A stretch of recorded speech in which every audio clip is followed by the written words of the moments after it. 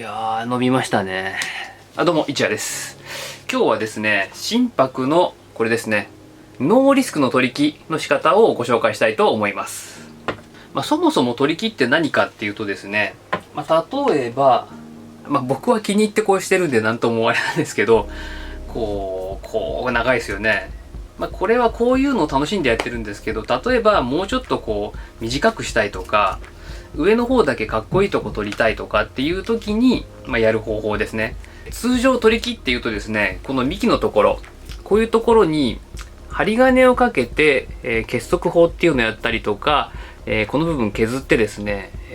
形成層っていうのを出して、そこに発根させるっていう方法があるんですが、慣れた人だったらそれは簡単なんですけども、そうじゃない方でも今日は超簡単なリスクのない取り木の仕方をご紹介したいと思います。ただ、心拍限定なので、他の木でもですね、やれるかどうか試していただければ幸いです。まずこの木が元どんな状態だったかっていうとですね、もうこれ完成しちゃってて取り木終わっちゃってるんですけど、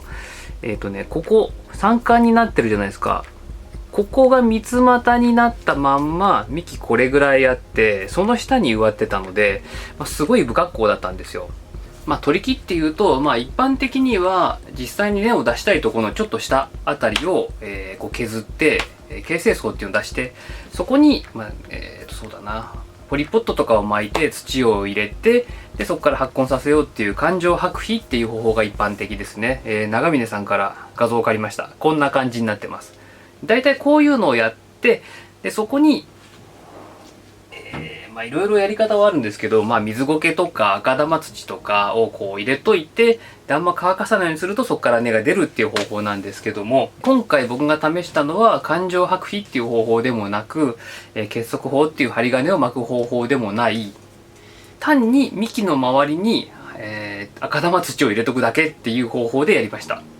写真の心拍みたいにですね、さっき見せたのと同じ心拍なんですが、鉢底ネットを巻いといて、でその上にポリポットの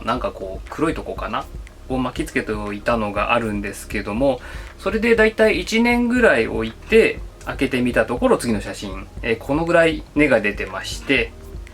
で、これで取り木完成ということで外して、植え付けてあります。具体的なやり方としては、こういう鉢底ネットを僕は使ったんですけども、何でもいいかな、別に。ちゃんと囲えて、土が流出しなければ何でも OK なので、そういうもので、ここをこうやって囲む。ちょっと足りないんで、こんな感じにして、止めといて、で、ホッチキスとかでここ止めますよね。で、あとは下の方をグッと刺しとけば大体動かないので、この中に赤玉土とか、水苔とかを入れて、でそのままだとちょっとね、空気の通りが良すぎて乾燥しすぎちゃうので、あとビニールか巻いといてもらえればいいかなと思います。この状態でだいたいおそらく半年ぐらいで本当は発根が結構してて、でそうだな、取れると思うんですけど、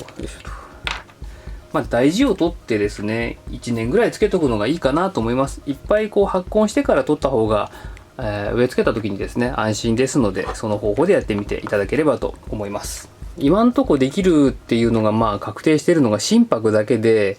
おそらくですね、挿し木をした時にほぼ成功するようなすごい簡単な木ですね。そういうのが発根しやすい木だとできそうな気がするので、他にもいろいろできるものあると思うんですが、多分うちで言うと好調木、ちょっと逆光気味ですけど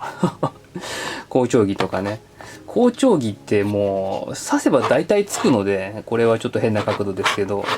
つくので、こういうのとかだと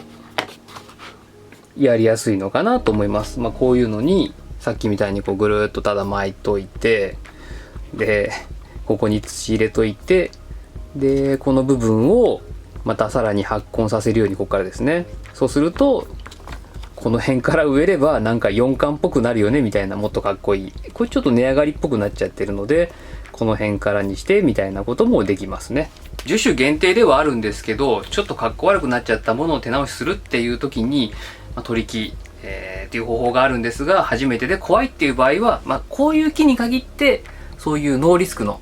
全く何もしないでも発根できるような木だけですけども、取り木ができるよっていう方法でした。心拍でちょっと困ってたら一回試してみていただければと思います。ではまた。